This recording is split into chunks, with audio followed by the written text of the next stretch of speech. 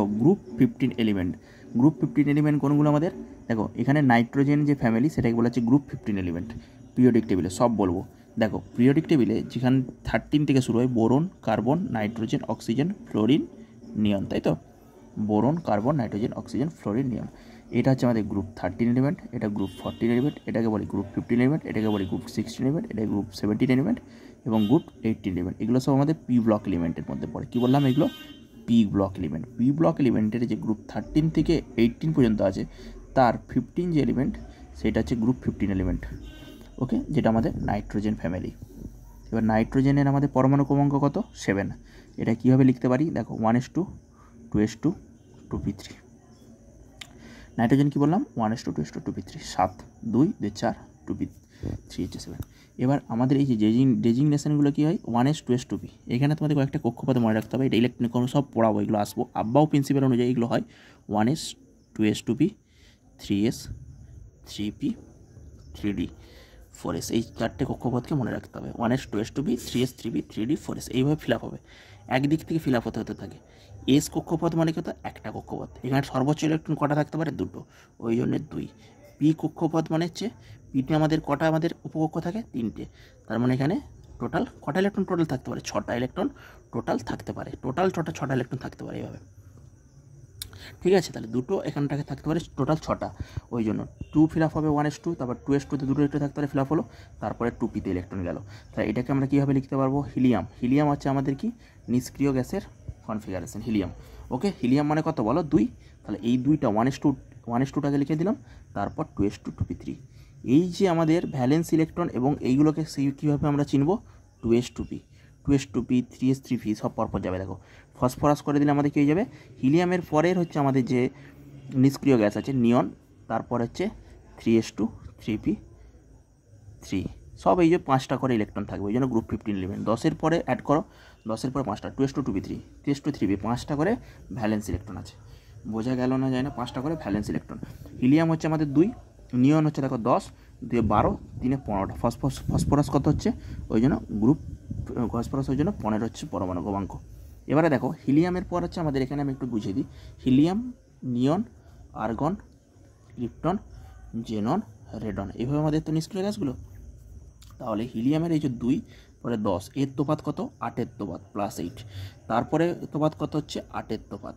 তারপরে এগুলো এর 18 করে তোপাত হচ্ছে, তাই তো? বুঝতে পারছো না? পারোনি?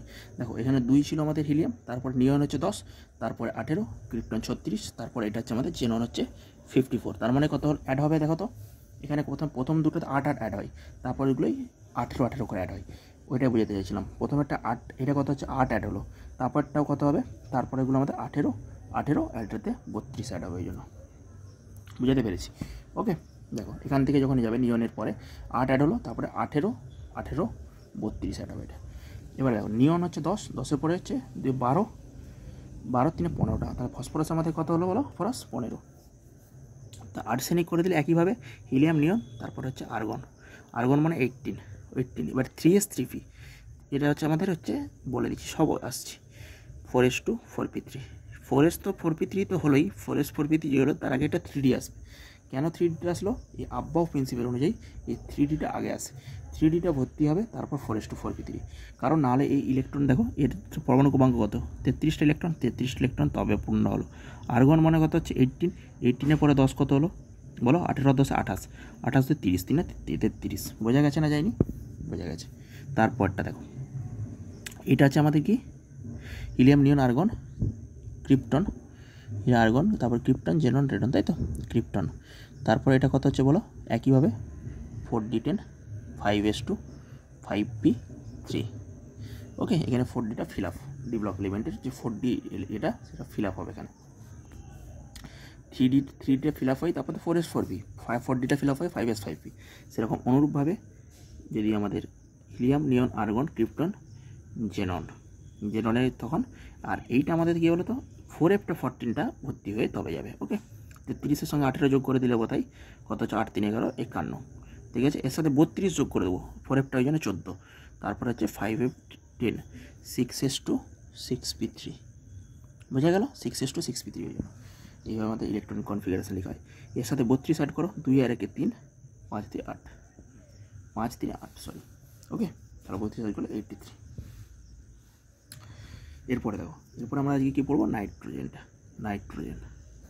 এর মধ্যে ফার্স্ট এলিমেন্ট কি, নাইট্রোজেনের মধ্যে গ্রুপ 50 এলিমেন্টের হচ্ছে নাইট্রোজেন, এর হচ্ছে N7, এইভাবে লিখছি আমি নাইট্রোজেন, ওকে।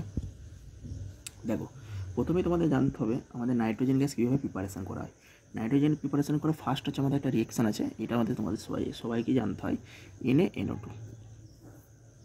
নাইট্রোজেন NaNO2 সাথে যখন আমরা NH4Cl এর রিয়েকশান করব, কিচ্ছু তৈরি করব না, এখানে হবে আমাদের NH4, সব বলবো NH4NO2 তৈরি হয়, আর কি তৈরি হবে, NaCl।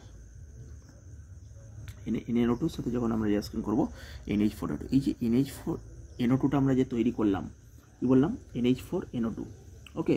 এটা যদি যেটা আমরা তৈরি করলাম, এটাকে হিট করে আমাদের কী বলে, এই উত্তপ্ত করলাম NH4NO2, এখান থেকে আমরা নাইট্রোজেন গ্যাসটা পেয়ে যাই।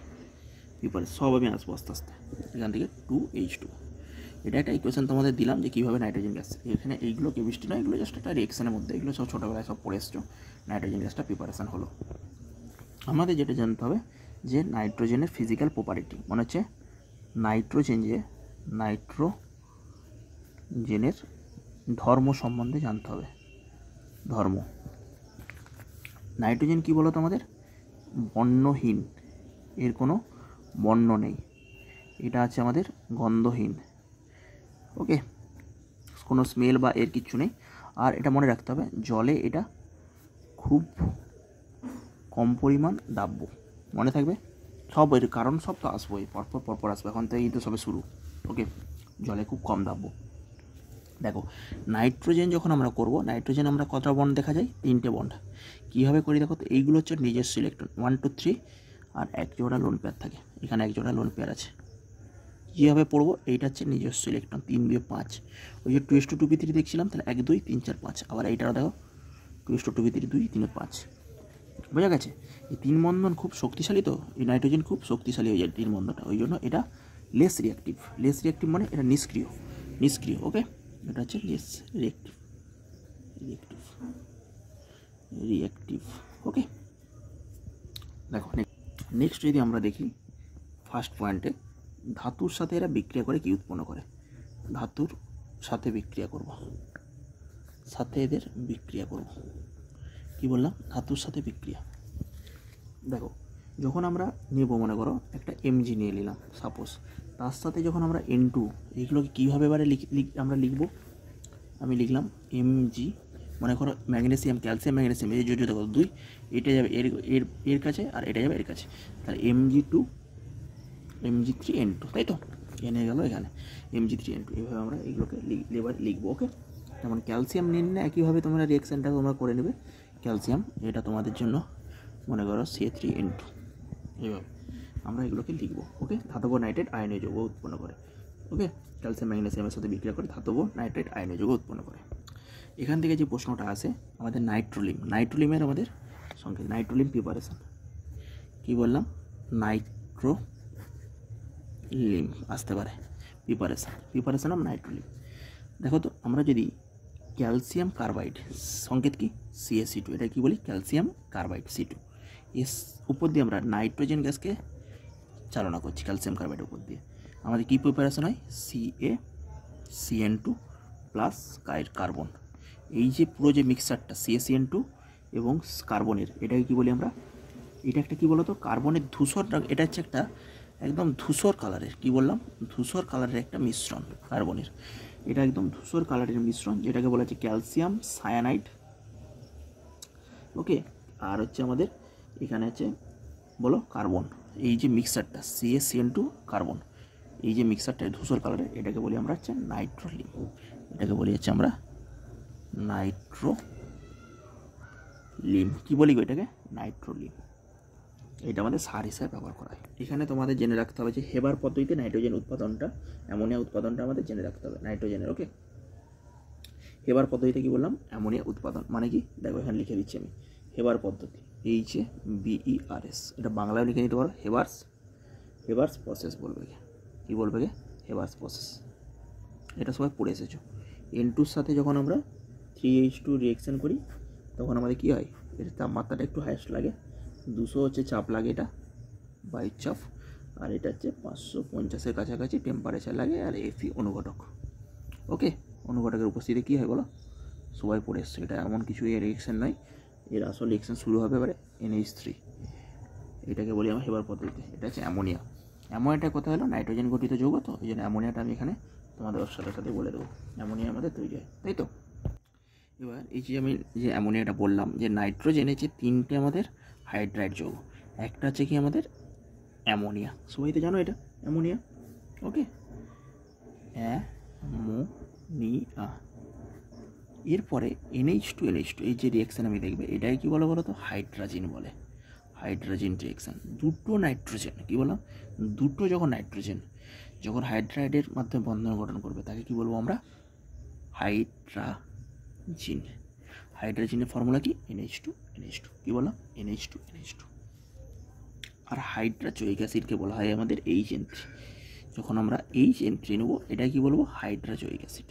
সবগুলোই দেখো কেন বলেছি বলো তো, হাইড্রাইড যৌগ, দেখো হাইড্রোজেনের সাথে যুক্ত হয়েছে, নাইট্রোজেন হাইড্রোজেন ছাড়া কোথাও কিছু পাবে না, তাই তো। হাইড্রাজোয়িক অ্যাসিড,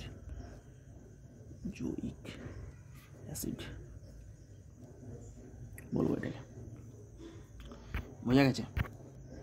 নেক্সট দেখো, যেমন অ্যামোনিয়া পড়লাম আমরা, নাইট্রোজেনের হাইড্রাইড, HN3 যেমন আমরা দেখলাম, সেরকম এর অক্সাইড দেখব। এর অক্সাইডের মধ্যেও কী কী হয়, সমস্ত রিয়েকশান আমি একসাথে দিয়ে দেবো। তার আগে আমি এর যে হাইড্রাইডগুলো দেখলাম এবং এর যে অক্সাইড, এদের যে কী কী আমাদের ফিচার, সেগুলো আমি আগে দেখে নিচ্ছি। তাহলে নাইট্রোজেনের এর আমরা অক্সাইডগুলো দেখব। কি বললাম, এর অক্সাইড কী কী তৈরি হতে পারে। এর অক্সাইডের মধ্যে তৈরি হয় আমাদের N2 তৈরি হতে পারে, NO তৈরি হতে পারে, N2O3 তৈরি হতে পারে, N2O4, সব কারণ আছে, সব বলবো, NO2 আর N2O5। এইটাকে বলা হচ্ছে নাইট্রাস। কি বললাম, নাইট্রাস কেন বললাম, এর হচ্ছে +1 অক্সিডেশন স্টেট। +1টা এবার কীভাবে আমরা দেখব, অক্সিজেন হচ্ছে -2, অক্সিজেনের আমাদের চার্জ কত হয়, -2, সেই জন্য অক্সিজেনে -2, তাহলে এই দিকে দুটো নাইট্রোজেন আছে N2, তাহলে এক একজনের ক্ষেত্রে কত হবে, +1 করে এক একটা, তাহলে N-এর আমাদের চার্জ কত হবে, +1। বা তোমরা নাইট্রোজেনকে 2x ধরে নাও, 2x - 2 = 0, x = 1, মানে কি 2 ধরে নিই, নাইট্রোজেনকে আমরা যদি x ধরে নিই, দুটো নাইট্রোজেনের জন্য 2x। অক্সিজেন কত কন্ট্রিবিউট করে, -2, মনে রাখতে হবে। অক্সিজেন সবসময় কত, -2 চার্জ, তাহলে ও সবসময় কী হয়, -2, কারণ কি যোজ্যতা 2, তাহলে 2x - 2 = 0, x সমান, এখান থেকে x করলে কত হচ্ছে, 1। বোঝা গেল, এটাকে বলা হচ্ছে নাইট্রাস। N2 হচ্ছে নাইট্রাস। নাইট্রিকের NOর হচ্ছে আমাদের N, সব এগুলো কি N পরমাণুর জারণ সংখ্যা, যেমন +1 হলো, এটা +2, এখানে +3। তাহলে যদি বলে নাইট্রোজেনের +1 +2 +3 দেখাতে বলে, এরকম কী হবে, তাহলে নাইট্রাস অ্যাসিড, নাইট্রিক অ্যাসিড আর N2O3। ওকে, পর্ব বোঝা যাচ্ছে। এবারে +4-এ যাব, তারপরে +5-এ আসবো, সব বলছি আস্তে আস্তে। এই যে +1 আর +2, এই দুটো দেখছো, এই দুটোকে হচ্ছে নাইট্রোজেনের নিউট্রাল, নাইট্রাস আর নাইট্রিক, এই দুটো হচ্ছে নিউট্রাল, আর এইগুলো হচ্ছে আমাদের কী বলতো, আম্লিক। প্রথম দুটো হচ্ছে আমাদের প্রশম, সেই পরের দুটো হচ্ছে আম্লিক। ওকে, যত আমাদের অক্সিজেন সংখ্যা, যখন N2O3 N2O4 N2O5, এগুলো কারণ কী হচ্ছে বলেছো, আম্লিক। যত, পরে মনে রাখবে, যত অক্সিডেশন নাম্বার বাড়বে, মানে কি জারণ সংখ্যা +1 থেকে +2 থেকে +3 থেকে +4 +5, তত এগুলো কী হয়, আম্লিক হয়, অ্যাসিডিক হয় নেচার, মনে থাকবে। এর কারণ সব বলবো, এখন বললে বুঝতে পারবে না তো। তাহলে যত আমাদের জারণ সংখ্যা যত বাড়ছে, তত আমাদের কী হচ্ছে, এগুলো আম্লিক হচ্ছে। ওকে, অ্যাসিডিক ইন নেচার। এবার অ্যাসিডিক ইন নেচারের মধ্যে ডিটেক্ট পড়ে যায় N2O3 আমাদের জারণ সংখ্যা কীভাবে, +3 বলো, N2O3। এখান থেকে এই শিখালাম 2x-এর জন্য, 2x N2-র জন্য, অক্সিজেন -2 করে 6 = 0, তাহলে x-এর মান কত হচ্ছে, +3, এই +3 লিখেছি। আচ্ছা স্যার, এইটার জন্য কী হলো, N2O4-এর জন্য কী হলো, N2O4-এর জন্য অনুরূপভাবে করো না, 2x - 8 = 0, x = 4। বোঝা গেছে না, যায়নি? ওকে, এরপর স্ট্রাকচারে আমরা আসবো।